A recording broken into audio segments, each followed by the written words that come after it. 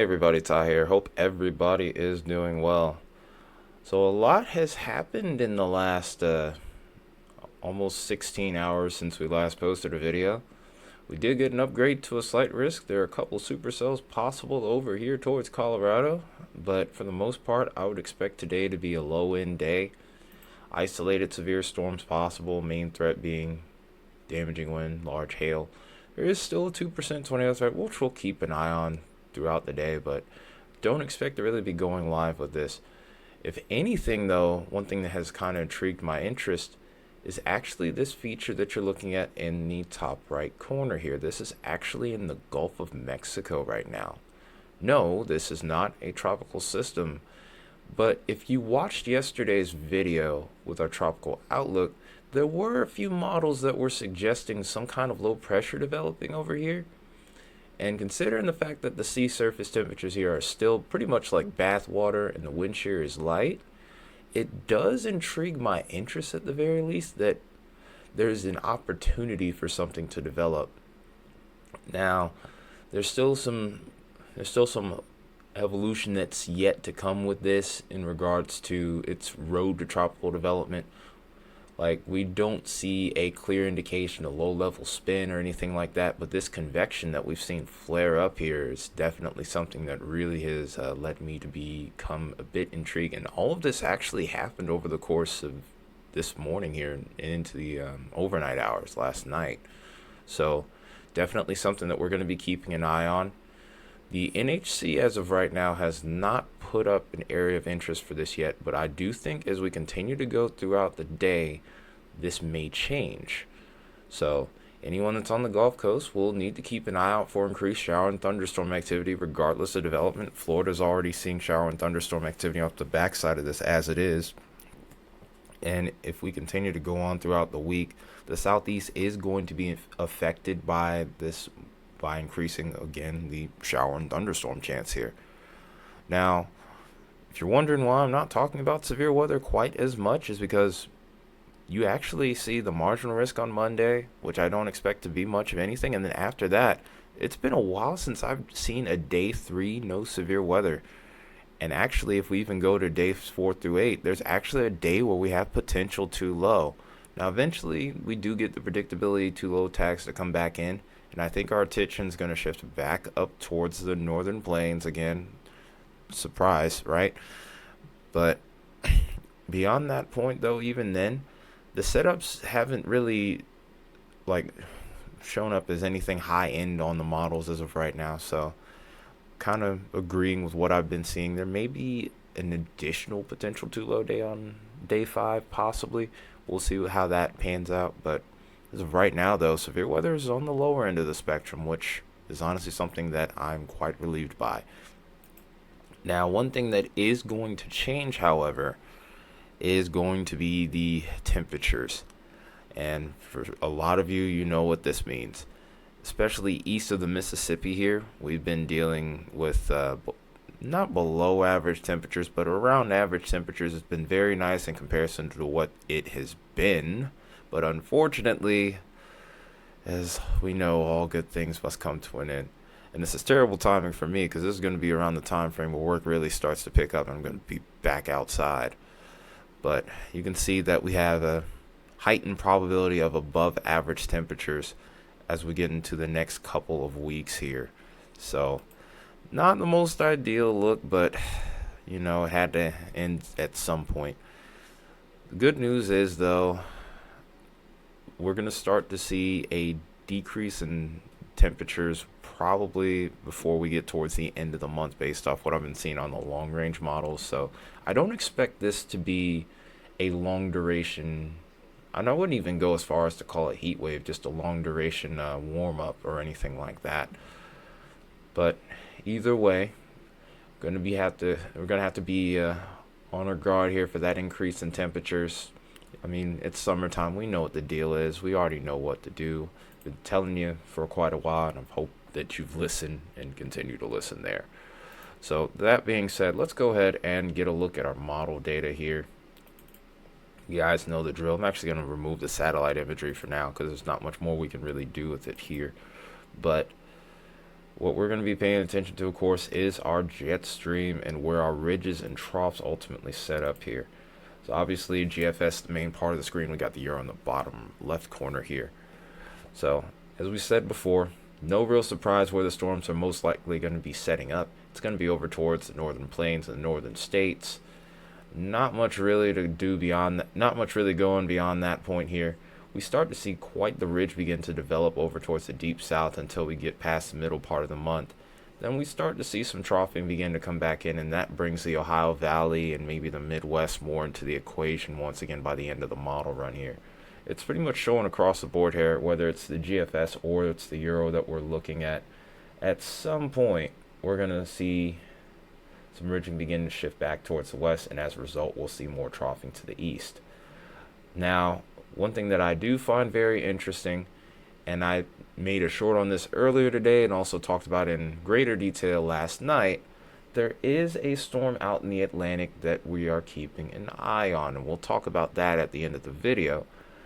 But the Euro has kind of brought it a little bit closer to the US than in recent model runs here as well. However, the one model that usually is known for bringing in tropical systems, which is a GFS, actually isn't showing anything. It has it kind of turning out to see a little bit sooner, which I find interesting. So obviously at this point in the range that we're looking at with both of these models, it's way too early to tell just where that potential storm could go. It's likely that it will form into a tropical storm by the middle of the week, if not sooner, and it'll take the name Aaron. But as far as Aaron's track, everything is still just a little bit too muddy. We have no idea what its intensity will be, and I think the intensity actually may play a much bigger role than what you may think. And like I said, we'll get into that part in just a little bit here. So we're going to shift our attention towards the mid-levels of the atmosphere, get a look at where our thunderstorm potential may be the greatest due to the short waves that we have in the mid-levels here.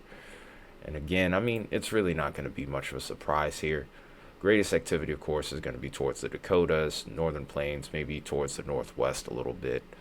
In regards to anything else, with this ridge in play, this is going to slow down thunderstorm activity, but it's not going to drop to zero.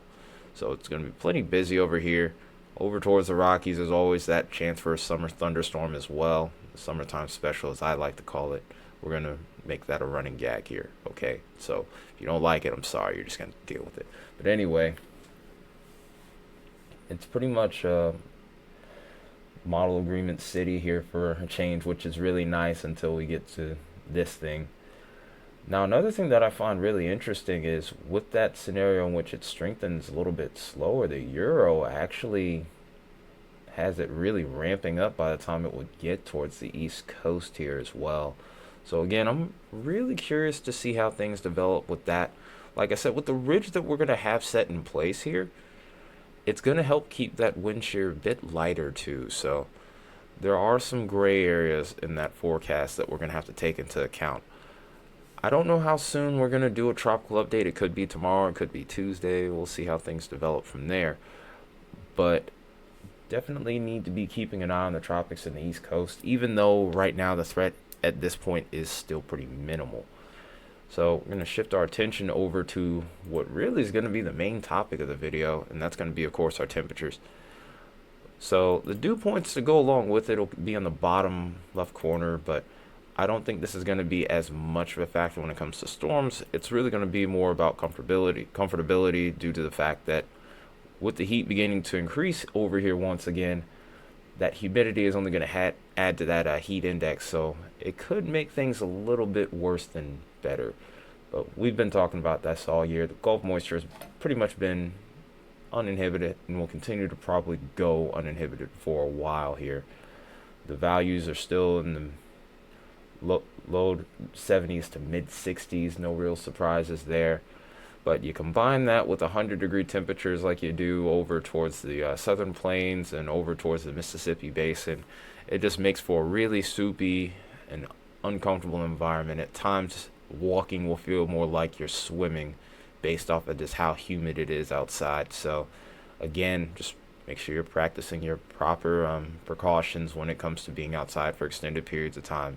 Because like I said, I'm going to be back out and the elements working once again very soon. So as a result, I'm going to be doing those very same things with you. If you want, I'll even make a short on what I do to prepare for 8 hours in the heat. But anyway, though, let's keep the ball rolling here, and we're going to go ahead and take a look at our cape for those areas that are going to be of greatest interest for severe weather, and of course also looking at where our thunderstorm potential is going to be greatest too. So obviously where we have the most fuel is going to be where more often than not most of our storms will end up firing. But the thing is, if we don't have a good lifting source, i.e. a trough or even a ridge, that does lower our storm chances here. Now, the energy, of course, is mainly over towards the northern plains and parts of the Midwest, and that's going to continue to be a prominent thing. But we do need to keep an eye out on the deep south here. If we get some summer storms to pop up here, may have a little bit extra bite to them, a little bit stronger thunder, a little bit stronger impacts, maybe some larger hail.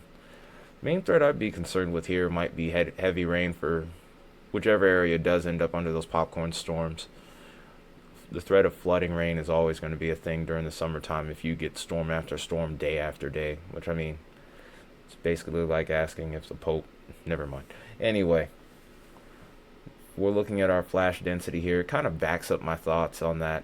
Even though, like I said, severe weather is going to be most prominent here, the deep south, I don't think loses its storm chances. It doesn't go away either towards the southwest here as well. In fact, especially as we get towards the middle of the month, monsoon does try to keep itself pretty relevant, if I were to say so myself. So over here towards the Rockies, over here towards the desert southwest, especially south of the mountains and the valleys, we could have increased storm potential and activity over there as a whole. But overall, I would say that for the most part, this is not too far out of the ordinary here. So I guess the last model that we're going to look at in the short term here, as far as the lower 48 is concerned, is going to be, of course, a precip model.